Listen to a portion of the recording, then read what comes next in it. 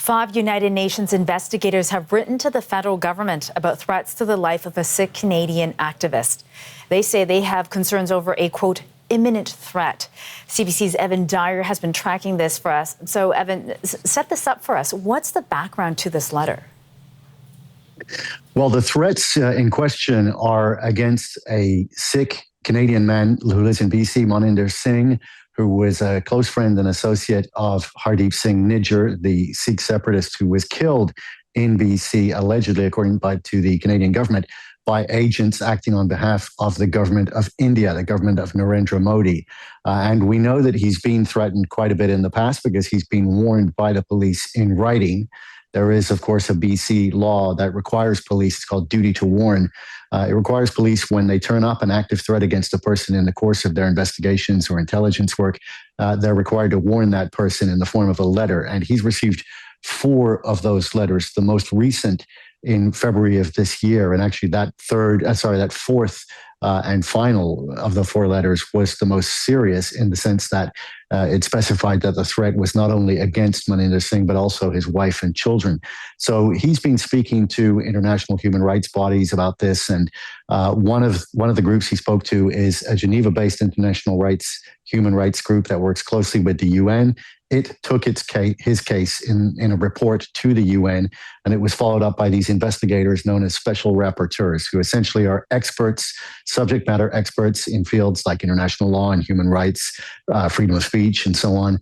And they are tasked with communicating with national governments where there are concerns around those issues, seeking responses and writing reports. And 5 of them have taken an interest in this case, and they've written to the government of Canada. Okay, so, 4 of these duty to warn notices given to Moninder Singh. What does the government of Canada have to say now about this letter from these UN special rapporteurs?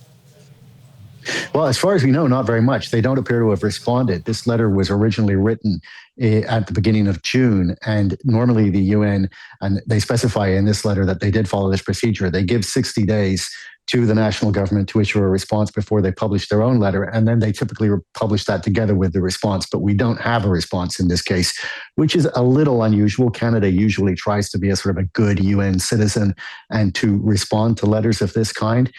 In this case, it appears it hasn't. We've asked, of course, the government of Canada about that, but we have yet to hear an answer. Okay, so do we know just how much danger Moninder Singh actually is in, and how does he feel about this whole situation? Well, of course, it's hard to know, of course, without knowing the precise nature of the threats against him. But I think it is fair to say that first, he's a close associate of somebody who was killed. He is very active in the same cause that we believe led to that initial murder.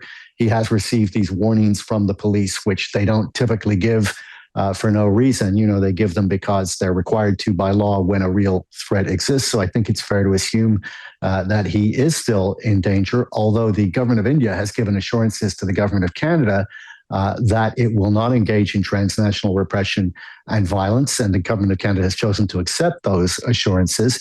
But of course, the people in the Sikh community who felt like they were the targets of those threats don't really accept that. They point out that the government of India never acknowledged responsibility for actions that it took in the past, according to the government of Canada. So he says he's going to remain vigilant. Let's listen to Moninder Singh. I don't want to take it as a false sense of protection, especially when I have family members that are involved in these types of threats as well.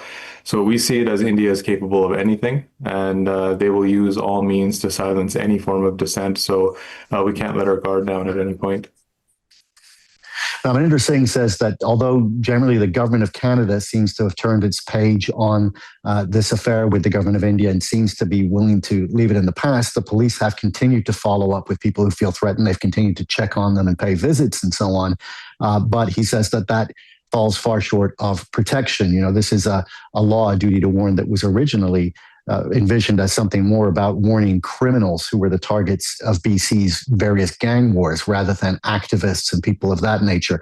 And so it is a duty to warn, not a duty to protect. And once you get one of these duty to warn letters, you often very much remain on your own when it comes to actually protecting your life. And that's the situation Moninder Singh says he feels he's in. All right, we'll leave it there. Thank you for that, Evan. That's CBC's Evan Dyer. Thanks.